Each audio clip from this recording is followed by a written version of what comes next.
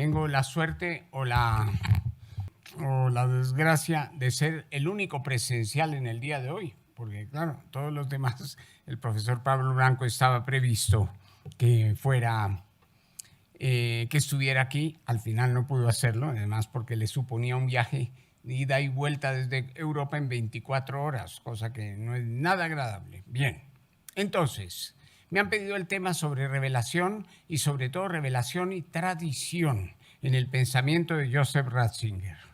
Entonces podemos partir de una idea. Ratzinger llega al Concilio Vaticano II, jovencísimo, él nace en el 27, llega en el 62, o sea, 35 años, ¿sí? Como perito del cardenal de Colonia, Joseph Frings. Y en poco tiempo, pues toma un protagonismo en el concilio que es verdaderamente llamativo. Él es el que en cierto modo trabaja el documento que él considera, bueno, a Ratzinger le preguntaban varias veces, ¿cuál considera usted que es el documento más importante del Vaticano II? Él decía, pues cierto, la Lumen Gentium, porque el Vaticano en realidad lo que hace es completar la eclesiología que en el siglo XIX no se había podido terminar con el Vaticano I. Y es en cierto modo, y ahora esta idea nos la acaba de subrayar el profesor Pablo Blanco, hablándonos de cómo el concepto de iglesia y cómo la relación efectivamente con todas las confesiones cristianas se apoya en esa realidad. Pero después Ratzinger añadía, es cierto, el más importante es la Lumen Gentium, pero el más fundamental es la Dei Verbum, decía. No sé qué quiera decir con aquello, que entre el más importante y el más fundamental. Pero es un hecho que Ratzinger trabaja tanto en la constitución Dei Verbum, él se encarga de cambiar el primer esquema, en cierto modo, y de hacer la propuesta que después el Papa Juan XXIII realiza en la primera sesión del concilio y se elabora el nuevo esquema que se llamará de Divina Revelazione, sobre la revelación divina. Uno de los aportes más significativos del concilio y sobre todo de Dei Verbum es en el concepto de tradición, con mayúscula. Ayer hablábamos de diversas tradiciones, efectivamente, que existen en la Iglesia, pero la tradición como tal, que es precisamente una de las realidades que contiene la revelación divina, es algo nuevo en la idea del Vaticano II y sobre todo de la Dei Verbum. Claro, Dei Verbum, yo siguiendo un poco el pensamiento de Ratzinger, también lo considero no solo el documento clave de todo el Concilio Vaticano II, sino además es el documento que ha recogido toda la historia de la revelación divina a través de los siglos, llegando a una síntesis y a una conclusión que yo llamaría simplemente admirable. Es un documento que siempre deja un poco perplejo, o sea, maravillado ante lo que allí está puesto.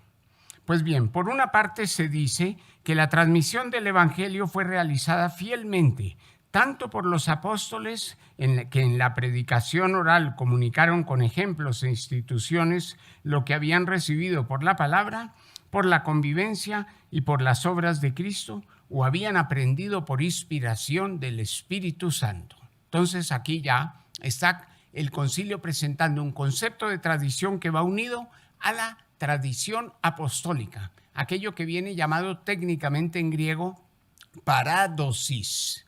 El verbo paradidomi significa entregar algo a alguien. Entonces la paradosis en cierto modo es la condensación de esa tradición. Bien. Por otra parte, el concilio afirma, o la Dei Verbum, lo que enseñaron los apóstoles encierra todo lo necesario para que el pueblo de Dios viva santamente y aumente su fe. Y de esta forma la Iglesia, en su doctrina, dice, y en su vida y en su culto, perpetúa y transmite a todas las generaciones todo lo que ella es y todo lo que ella cree. Esta es una frase magnífica que condensa muy bien, en cierto modo, todo el concepto de tradición. Entonces, la tradición no parece constituir solamente un proceso de transmisión de la verdad revelada, de una realidad mucho más profunda. Y efectivamente, es también la vida de la iglesia. En cierto modo se puede identificar tradición con vida en la iglesia.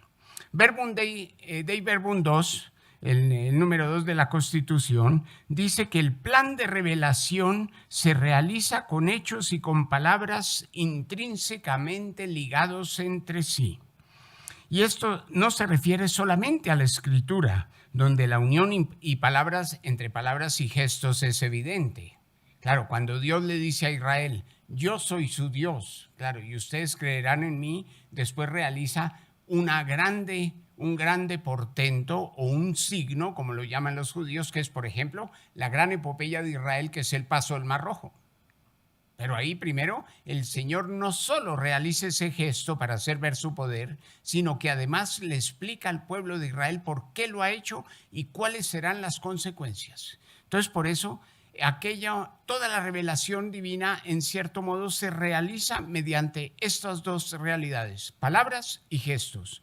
Y dice, lo veremos un poquito más tarde, de cómo las palabras aclaran el significado de los gestos, o de los eventos, mejor, si lo llamamos así, y luego los eventos confirman la realidad de las palabras, en cierto modo, claro. Para poner un ejemplo del Nuevo Testamento, en el momento en que Jesús lava los pies a sus discípulos, ellos se quedan asombrados. Bueno, Pedro ni siquiera quiere permitírselo, pero al final lo debe aceptar. Después de que el Señor realice ese gesto o esa realidad, bueno, sí, es una buena palabra, Él mismo se sienta con ellos a la mesa y le dice, ¿comprenden lo que he hecho con ustedes? Ustedes me llaman maestro y señor, y dicen bien porque lo soy. Pero si yo siendo maestro y señor les he lavado los pies, también ustedes deberán lavar los pies unos a otros. Entonces aquí tenemos un caso típico de unas palabras que están confirmando un hecho, lo están aclarando, aunque en este caso no se trata de un milagro. No necesariamente los hechos son solo milagros. Bien. La tradición hace parte de la revelación. Al mismo tiempo, y esta es, según mi opinión, la contribución más novedosa que hace el concilio, está íntimamente ligada a la Sagrada Escritura, de modo que se puede hablar de una cierta identificación con ella cuando afirma la predicación apostólica, cito Dei Verbum 8, dice que está expuesta de un modo especial en los libros inspirados, debía conservarse hasta el fin de los tiempos por una sucesión continua. Miren cómo dice que la tradición apostólica está sobre todo conservada en los libros inspirados. Esto más bien se hablaría de escritura, pero no, la dimensión es mucho más amplia. Por tanto, tenemos aquí un primer dato que nos ayudará a configurar la naturaleza de la tradición. En efecto, tanto ella como la escritura transmiten la misma predicación apostólica, aunque de modo diferente. En este sentido, el Vaticano II se sitúa en una línea similar al Concilio de Trento, donde se afirma que tanto los libros escritos como las tradiciones no escritas transmiten el mismo evangelio. Así lo escribió Trento. Claro, antes del Concilio de Trento, un delegado del Papa, que era el cardenal Marcello Cervini, o Cervini, que después es el único hombre que más o menos en 8 siglos de vida de la Iglesia usa como nombre de Papa el mismo nombre que tenía de bautismo, ese era el Papa Marcelo II. Él presenta un esquema donde decía, la revelación está contenida partim in scripturis, partim in traditionibus, en parte en las escrituras y en parte en las tradiciones.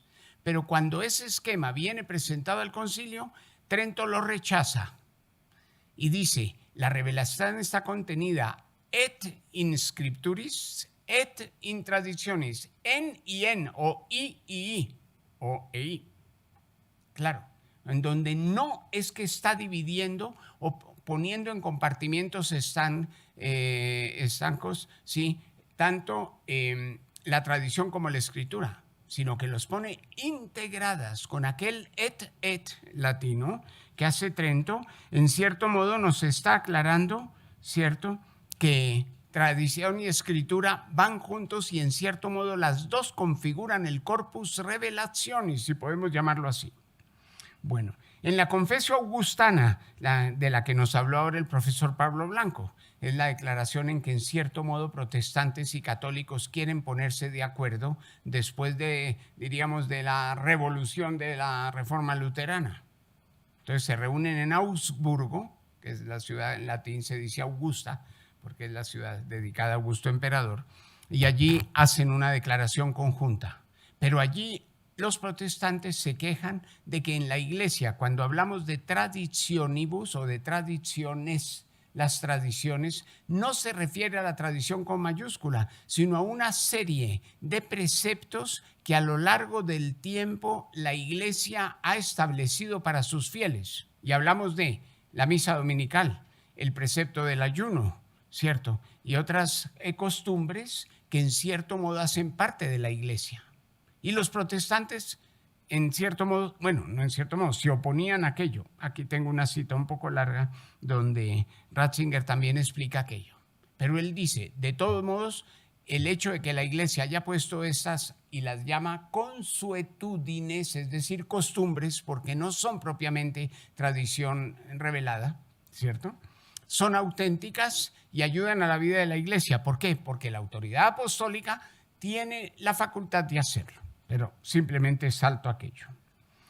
Dei Verbum en 8 vuelve a afirmar que esta tradición que deriva de los apóstoles progresa en la iglesia con la asistencia del Espíritu Santo, puesto que va creciendo en la comprensión de las cosas y en las palabras transmitidas, ya por contemplación y el estudio de los creyentes, ya por el anuncio que aquellos hacen con la sucesión del episcopado, que con la sucesión del episcopado recibieron el carisma cierto de la verdad. Es decir, la iglesia en el decurso de los siglos tiende constantemente a la plenitud de la verdad divina hasta que en ella se cumplan las palabras de Dios. Entonces, otra característica aquí que aporta el concilio sobre tradición. O sea, no se refiere solo a una serie de costumbres o de realidades que puede haberla revelado Dios o no. Dice, no, es la vida de la iglesia que va profundizando en la verdad revelada y que va descubriendo nuevas realidades. Si antes se hablaba de un concepto no unívoco de tradición, ¿cierto? Aunque Trento prefirió más referirse a costumbres, sí. Aquí se afirma de nuevo esta realidad. La primera parte del texto apenas citado habla de la asistencia del Espíritu Santo en la comprensión de las realidades reveladas y por medio de la percepción íntima que experimentan las realidades espirituales. Se enfatiza de nuevo la vida de la iglesia como parte integrante de la tradición. Entonces ya podemos ir como decantando algunas ideas. Una de ellas es, efectivamente, la tradición es ciertamente la realidad de la iglesia en la que se transmite la revelación, pero no solo, es también la vida de la iglesia que, penetrando o estudiando aquella revelación, va creciendo en su comprensión y va transmitiendo también o descubriendo, podríamos añadir, nuevas verdades que en realidad están en la revelación, pero nuevas para nosotros, porque con la ayuda del Espíritu Santo vamos penetrando en la realidad. Y esa es la historia de los dogmas, en realidad. Si nosotros pensamos Santísima Trinidad, por ejemplo, para hablar de la verdad fundamental de nuestra fe, bueno, ese y el misterio de la encarnación. Ahí en cierto modo se resume toda la fe cristiana. Pues bien, la Santísima Trinidad, aun cuando Pablo en sus epístolos hable de Dios y Padre de nuestro Señor Jesucristo y hable del Espíritu, aquella realidad, la iglesia se demora o se tarda 3 siglos para llegar a formularlo de un modo claro, al menos definido, en el Concilio de Nicea, 325. Hasta ese momento, en la iglesia se tenía la idea de la Trinidad, pero la comprensión de la iglesia misma de esas verdades la lleva a formular el dogma en el siglo IV, después de siglos de, como dice aquí, decía Dei Verbum, de contemplación, de estudio, de asistencia del Espíritu Santo y de predicación. Claro, la primera persona que hace un estudio sistemático de la Trinidad, como saben ustedes, es Tertuliano, aunque el gran tratado es ciertamente el de Agustín, un siglo y medio más tarde. Bien, conviene sin embargo hacer una aclaración respecto a las intuiciones del sentido de la fe. Dentro del pueblo de Dios toca al magisterio juzgar si una opinión instintivamente abrazada por los fieles proviene del Espíritu Santo o no. Incluso si el origen sobrenatural de algo parece evidente, tal intuición debe recibir del magisterio una corroboración que lleve a una definición o a una forma definitiva. Dei Verbum también menciona como otro de los factores del progreso de la tradición el anuncio que la jerarquía de la Iglesia hace de los eventos y palabras transmitidos. Como se ve en su preocupación continua, el considerar a los ministros sagrados como parte de la comunidad cristiana, evitando así cualquier peligro de contraponerlos a ella. Sin embargo, en ningún momento se desdibuja la función específica de los obispos, que no solo transmiten la tradición, sino que explican e interpretan auténticamente su sentido. Mediante su predicación, la tradición progresa y se mantiene alejada e inmune de anomalías y errores que podrán entorpecer su desarrollo. Es decir, si la custodia y transmisión del Evangelio constituyen una función de la Iglesia entera, su conservación corresponde al magisterio. Otro factor de progreso no mencionado por la Dei Verbum es el de la aparición de los errores y herejías. A veces, sí, cuando hablaba con los alumnos, me gustaba poner el ejemplo de la ostra. En realidad, cuando uno tiene una ostra en el lecho marino, el animalito pues va creciendo, ¿sí? Y va pues creando en cierto modo pues la parte blanda, ¿sí? Lo que también se puede y que es comestible. Pero en el momento en que entra una impureza, un granito de arena, un trocito de una piedra dentro, ella crea toda una reacción para protegerse de aquello y crea la perla.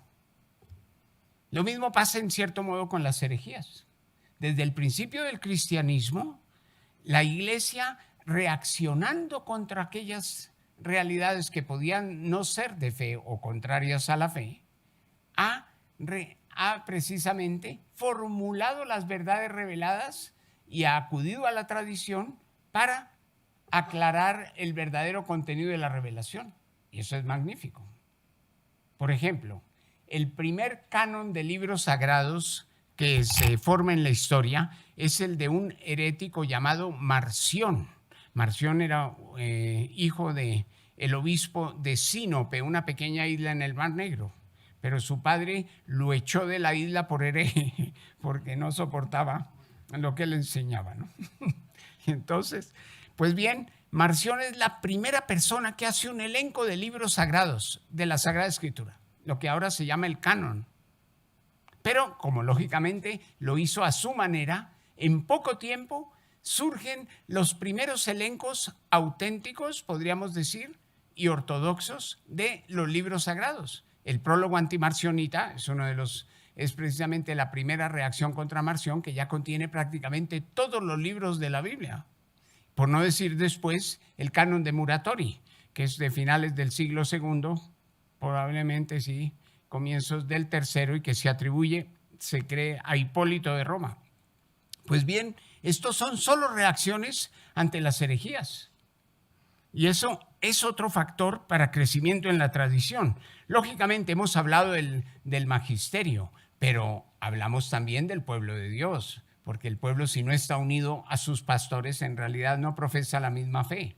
De la misma manera que los pastores, si no están unidos a su pueblo, tampoco están profesando la misma realidad. Siendo inagotable la verdad divina, se entiende que el conocimiento de las verdades reveladas será siempre incompleto. La Iglesia, en efecto, formula la verdad de la fe en su enseñanza y en sus dogmas, sabiendo que estos expresan un contenido que ella misma no puede explicar por completo. Y es lógico. Queremos entender la revelación, es muy fácil. Basta tener la misma mente de Dios y comprender a Dios mismo, y entonces la entendemos bien. Pero sabiendo que nuestra mente es limitada, lógicamente, nuestra comprensión de los misterios será siempre, la podemos llamar, yo creo, imperfecta, aunque suficiente. Bien, concluyendo, se puede decir que el crecimiento de la tradición implica una mayor comprensión de su contenido, una profundización por parte de los fieles, sin que pueda llegarse a un conocimiento pleno.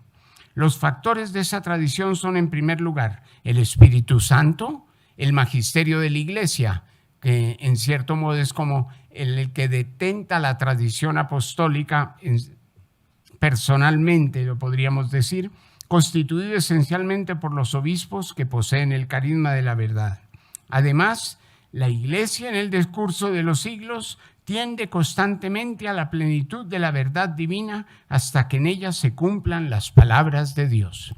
En cierto modo podemos decir, la tradición tiene siempre una proyección escatológica. Se está mirando hacia el final, donde la revelación será plena y cada una y cada uno de nosotros, en la propia capacidad que tenemos de comprensión, podremos entender los misterios que Dios nos hará ver de un modo más claro, aunque lógicamente la palabra comprensión, que significaría tener la misma mente o el mismo conocimiento de Dios, es algo que no se da en nosotros como criaturas. Lo que se ha visto hasta ahora pone de relieve que el verdadero factor vivificante y motor de la tradición es el Espíritu Santo. Es obra suya que la palabra divina del Evangelio, la predicación de los sucesores de los apóstoles, resuene en la Iglesia y por ella en el mundo. Por tanto, del mismo modo que los apóstoles llegaron a ser testigos de Jesús hasta los confines de la tierra, solo después de recibir el Espíritu Santo, así también toda la obra de los sucesores o de sus sucesores se halla bajo la dirección e iluminación del Espíritu. A ellos corresponde conservar, explicar y transmitir el depósito revelado.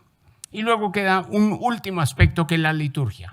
Efectivamente, ayer cuando el profesor Arroyave nos hablaba de la dimensión hermenéutica, que en el fondo toda nuestra vida es una hermenéutica, es intentar interpretar aquello que Dios nos ha revelado. Esa dimensión, uno de los factores fundamentales es la liturgia, porque en la vida de la Iglesia los misterios se van plasmando en realidades. Claro, aquello que decía el concilio, la tradición nos da todo lo que la Iglesia es y todo lo que la Iglesia cree, no solo lo que transmite, sino lo que vive. Bien. Tradición y escritura. Habiendo visto antes que la predicación apostólica se encuentra de modo especial en la Sagrada Escritura, intentemos profundizar la interconexión entre ella y la tradición. Conoce la Iglesia, estoy citando Dei Verbum, íntegro el canon de los libros sagrados, y la misma Sagrada Escritura se va conociendo en ella más a fondo y se hace incesantemente operativa. Y de esta forma Dios, que habló en otro tiempo por medio de los profetas, nos ha hablado con la esposa de su amado Hijo. Y el Espíritu Santo, por quien la voz del Evangelio resuena viva en la Iglesia y por ella en el mundo, va llevando de la mano a los creyentes a toda verdad y hace que la palabra de Cristo habite en ellos abundantemente. Y luego dice, la sagrada tradición y la sagrada escritura están íntimamente unidas y compenetradas, porque surgiendo ambas de la misma fuente,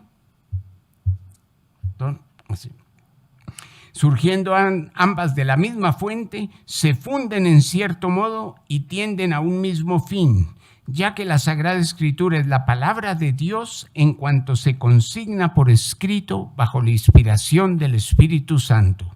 Y la Sagrada Tradición transmite íntegramente a los sucesores de los apóstoles la palabra de Dios a ellos confiada. O sea que en cierto modo no nos dice que la tradición contenga cosas distintas de las que la Escritura contiene. Aquí, lógicamente, este punto es importantísimo porque dice, surgiendo las dos de la misma fuente, como si fuera un manantial, dice que además corren por el mismo cauce y llegan al mismo fin. Aquí, en realidad, va en contra de aquello que fue el inicio del Vaticano II, el esquema de revelación que se llamaba De Fontibus Revelationis, sobre las fuentes de la revelación, porque habían entendido mal aquello que Trento había dicho. Aunque hemos visto que Trento nunca dijo que la revelación se encuentra parte en la Escritura y parte en la tradición. Dijo en una y en otra, pero interpretado posteriormente a Trento, podríamos decir el espíritu de Trento en algunas personas, intentaron dividir la revelación en dos fuentes y con ese esquema se llegó al Vaticano II. Claro, Ratzinger que empieza a trabajar, y no solo él, también Karl Rahner con él y sobre todo el cardenal Agustín Bea, a quien el Papa nombra director del nuevo dicasterio sobre el ecumenismo, que ahora se llama para la unidad de los cristianos. Pues bien, ellos se oponen a ese esquema y dicen, no existe posibilidad de dialogar con nuestros hermanos no católicos, cristianos no católicos, si partimos de un título como este, Fuentes de la Revelación. La fuente es una sola, que es Dios. Y luego tiene un mismo cauce donde confluyen las dos realidades, Escritura y tradición. Entonces, por eso, el Vaticano II en Dei Verbum dice, surgiendo las dos de la misma fuente, se funden en cierto modo y tienden a un mismo fin. Entonces, no es tanto ya la idea de Trento que decía et in sacra scriptura et in traditionibus, que la revelación se encuentra. En realidad, el Vaticano II nos dice que las dos realidades están compenetradas y, bueno, aquí hablaremos un grande teólogo católico que fue decano de la Universidad de Tubinga, que se llamaba Joseph Geiselman. Joseph Geiselman fue el que propuso, en cierto modo, una frase que tiene un contenido y yo creo que un resultado bastante feliz. Él dice que la revelación se encuentra totum in scriptura, totum in traditione. En cierto modo, la revelación de Dios está contenida de alguna manera integralmente en la Escritura y en la tradición, porque las dos están compenetradas y las dos en su interacción se van enriqueciendo mutuamente. Además, la tradición, si pretende, digamos, ir un poco más allá de lo que es el misterio revelado, la Escritura está allí para controlar y decir, no, esto no está contenido en la fe. Aunque, lógicamente, la tradición sí que ha sabido, en cierto modo, penetrar en las verdades de la Escritura y deducir unas realidades que, aunque no están inmediatamente o explícitamente dichas en la Escritura, son verdades de fe.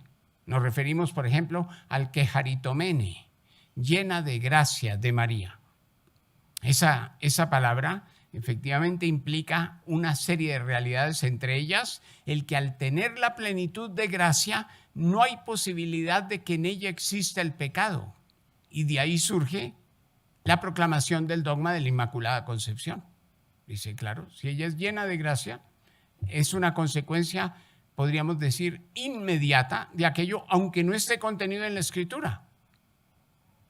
No esté explícitamente. La asunción, de alguna manera, bueno, en eso habla Benedicto, es una deducción un poco más larga, pero estamos sobre la misma línea. Así se afirma que la Escritura contiene y la tradición transmite la revelación. De ahí que ésta sea al mismo tiempo la tradición viva y vivificante, viva porque se puede constatar su crecimiento a través de los siglos, plasmado en la comprensión cada vez mayor por parte de los fieles de los misterios revelados, vivificante en cuanto enriquece la vida de la Iglesia y no en último lugar en la liturgia. Si los santos padres son testigos vivos de la tradición, que es una de las realidades cuando se estudia la tradición y la patrística, podemos decir, ¿sí?, La liturgia es testimonio de cómo la vida, se ha vivido en la Iglesia a lo largo de los siglos, ya que por la liturgia se hace presente el misterio salvífico.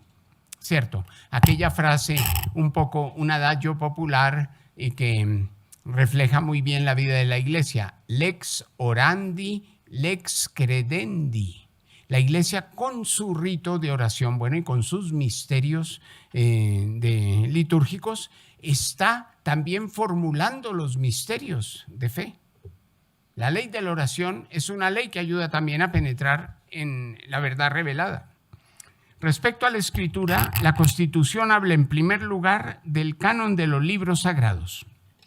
Si en realidad pudiéramos decir, porque bueno, Ratzinger en uno de sus comentarios, él tiene un comentario a la Dei Verbum, entre otras cosas porque él trabajó muchísimo en el documento y hay partes que él elaboró directamente. Entonces hizo un comentario en un grande diccionario que apareció en los años 70, finales de los 60, bueno, más mediados de los 70, que se llama Lexicon für Theologium Kirche, el léxico para teología e iglesia. Ahí recogieron prácticamente los grandes teólogos todo un compendio de lo que es la fe cristiana. Y Ratzinger tiene en ese léxico su comentario a la Dei Verbum. Y ahí él cuenta de que hubo una frase poco feliz, porque en el Vaticano había algunos padres conciliares que estaban asustados al ver ese concepto de tradición que no coincidía, según ellos, con Trento. Y de hacer ver que en realidad la tradición podía ser un poco más que la Escritura. Nosotros podemos decir, ¿la tradición puede contener algo que la Escritura no contenga? En cierto modo, los teólogos dicen, hay una realidad. Y es el elenco de los libros sagrados, el canon. Claro, la Escritura por sí misma no dice cuáles son los libros inspirados. Eso viene por la tradición. Y además San Agustín tiene una frase muy clara en sus retractaciones. Al final dice, yo no creería los evangelios si la Iglesia no me lo hubiera dicho. Entonces, claro, es la Iglesia la que me dice cuáles son los evangelios. Entonces, en cierto modo, el único aspecto en que la tradición supera la Escritura es el canon, pero ni siquiera eso. Porque la tradición, al formular el canon, está haciendo continuamente relación con los libros sagrados para ver si efectivamente aquellos son o no los libros inspirados. O sea que la Escritura también contiene ella misma un testimonio sobre su inspiración. Basta pensar a la segunda carta a Timoteo, que es el texto más citado, donde se habla que toda Escritura divinamente inspirada es útil para corregir y enseñar. Bien. Solo cierro este paréntesis. Entonces, respecto a la Escritura, se habla del canon. Entonces, la frase poco feliz sucedió, y ustedes lo verán en Dei Verbum 8, al final dice, también, a ver, ahora la tenía aquí, aunque no la tengo aquí copiada, pero sí. Así dice, hay unas realidades de la tradición que la Escritura no contiene. Esa fue una frase que algunos padres conciliares quisieron poner por fuerza, como para decir que en realidad la tradición supera. En cuanto al canon, podríamos hablar de aquello, aunque no absolutamente. Bien, en primer lugar, el canon de los libros sagrados. De la parádosis apostólica se derivan los criterios por los que la Iglesia posteriormente reconoce un elenco de libros inspirados. A este propósito se podría decir que la tradición resultaría más extensa que la Escritura, al menos en un punto, el testimonio sobre el canon, que en la práctica parece ser el único punto en el que podría darse una diferencia entre ellas. Se puede decir, sin embargo, que la Constitución evita el adverbio solamente. En efecto, si se piensa que este conocimiento que tiene la Iglesia de los libros sagrados no se produce solamente por una vía ajena al canon, sino que de algún modo, a través de él, a través de los escritos canónicos de la misma Escritura, entonces el conocimiento del canon ni siquiera debería considerarse un caso especial de relación entre Escritura y tradición. Por otra parte, Dei Verbum 8 pone de manifiesto cómo la tradición hace comprender más profundamente la palabra de Dios, en cuanto que Dios, presente en la Iglesia, hace que en ella resuene siempre la voz de Cristo. Bien, sí. ¿Cuánto me queda? ¿5 minutos? No, 10, ¿no? Sí, porque hemos empezado. A ver, bueno, 10 minutos y terminamos, porque voy, bueno, en la mitad del texto, porque me alargué un poco en la... Muy bien. Esta interacción participativa supone que la tradición, que en el tiempo posapostólico se presenta a sí misma encarnada en la Escritura, es en su esencia originaria, no es solo una serie de enunciados, es más bien la permanencia de la revelación divina. Uno de los hechos, ayer nos lo mencionaban también de pasada, más importantes es que cuando Dei Verbum nos habla de la revelación, no nos habla de decretos, preceptos, indicaciones de Dios. No, dice, Dios en su bondad infinita tuvo a bien manifestarse al género humano y revelarle el misterio de su voluntad. La revelación en realidad es Dios que abre su corazón, antropomórficamente hablando, para revelarse a sí mismo y decirnos a nosotros, a los fieles, o sea, revelarnos el misterio más grandioso que ninguno de nosotros hubiera podido ni siquiera imaginarse, que es la intimidad de Dios. O sea que Dei Verbum considera la revelación como un gesto de amor y de diálogo con Dios, no un decreto, no una, podríamos decir, sí, decreto es quizá, o no unas indicaciones o preceptos, no, es mucho más. Bien.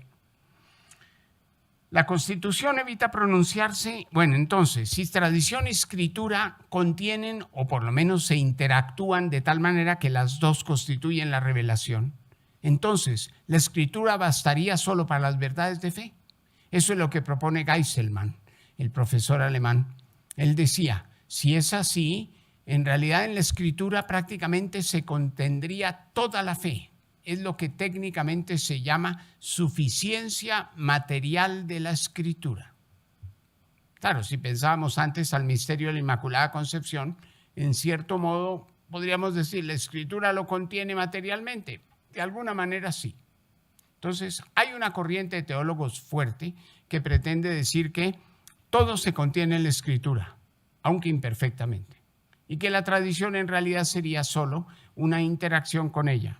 Pero allí Ratzinger sale al encuentro y él dice, esto significaría reducir el problema a unas coordenadas insuficientes. En efecto, se debe reconocer que prácticamente ningún dogma proclamado en la Iglesia Católica se puede establecer con la sola Escritura. O sea, nosotros leyendo la Escritura nunca hubiéramos deducido la asunción de María.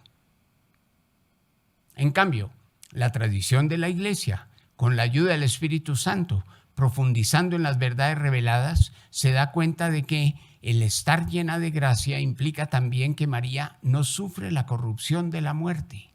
Y por eso durante siglos la Iglesia va penetrando en aquel misterio hasta que se formula el dogma en el siglo pasado, 1 de noviembre, por cierto, lo tenemos dentro del 1950, se formula el dogma, pero que en realidad de alguna manera en la Escritura, ¿cierto?, había un incipit, pero es la tradición, es el Espíritu Santo y es la vida de la Iglesia la que va penetrando en aquello hasta llegar a la formulación. Entonces Benedicto dice, de la sola Escritura no hubiéramos sacado aquello. Hasta ahora se ha procurado ver la íntima relación y enriquecimiento entre Escritura y tradición. Ratzinger, en cambio, se remonta a la fuente original, y que en cierto modo es el título de mi conferencia, que es la revelación. Él dice, si en realidad, más que hablar de sola Escritura, lo que debemos hablar es de revelación. Y dice, ahora sí, vamos de nuevo a Dei Verbum 2, donde dice, este misterio de la revelación se realiza con palabras y con hechos, de modo que las obras realizadas por Dios en la historia de la salvación manifiestan y confirman la doctrina, y los hechos significados por las palabras y las palabras, por su parte, proclaman las obras y esclarecen el misterio contenido en ellas. De esta realidad la Escritura nos informa.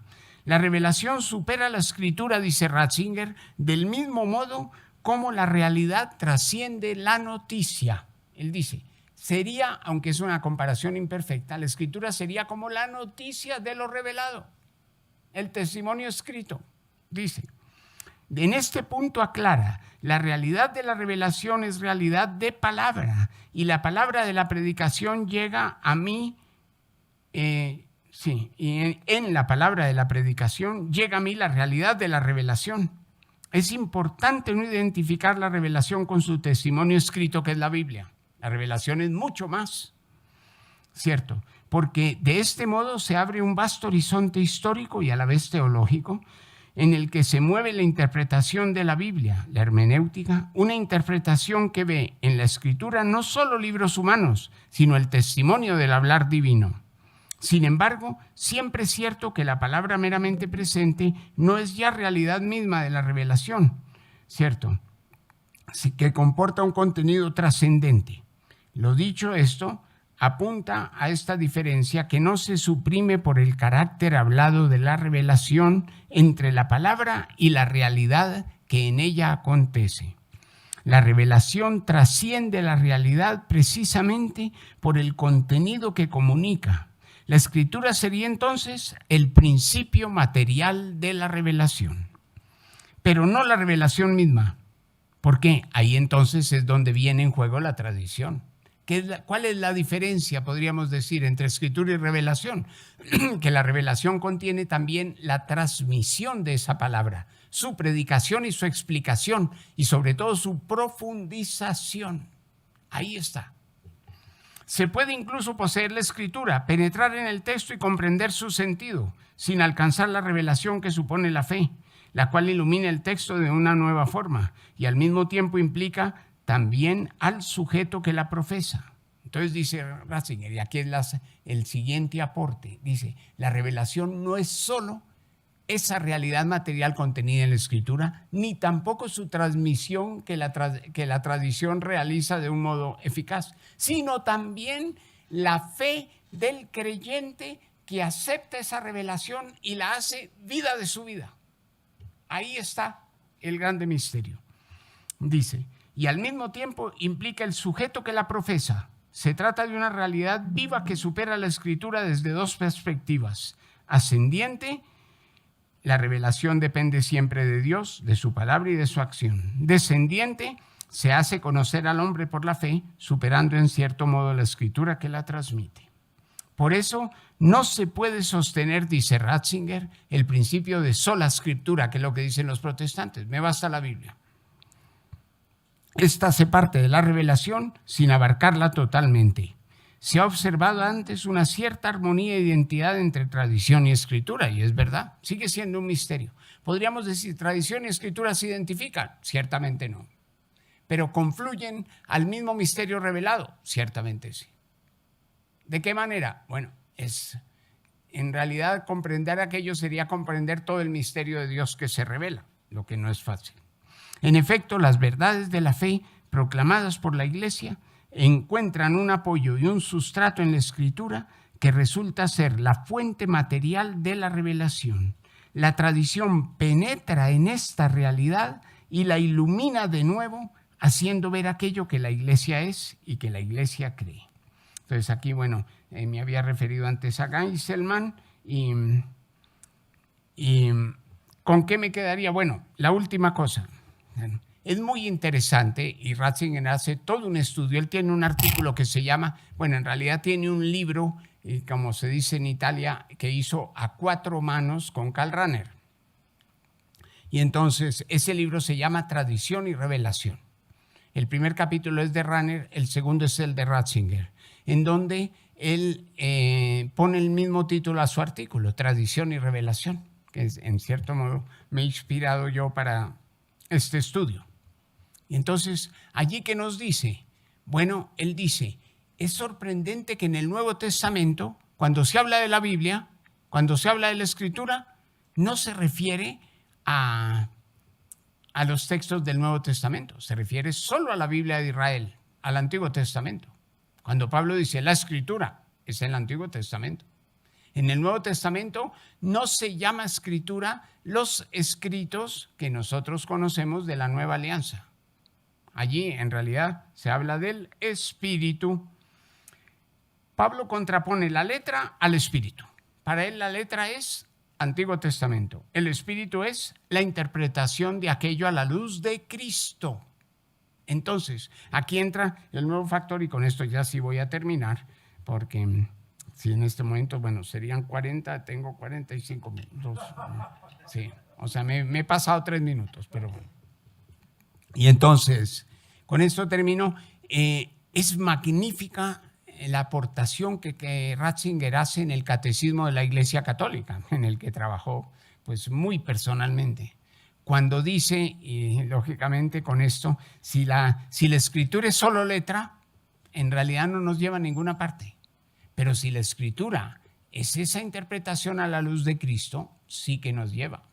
Entonces, por eso él dice, el cristianismo, a pesar de lo que pretenden nuestros amigos musulmanes y judíos, o hermanos, si queremos llamarlos también, no es una religión del libro. La nuestra no es una religión de escritura.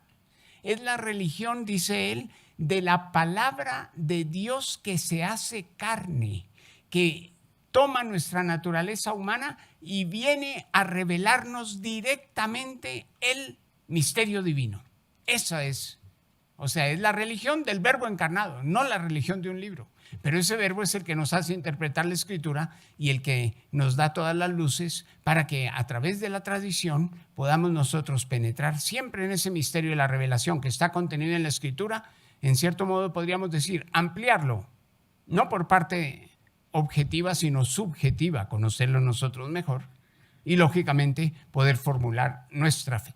Muchas gracias.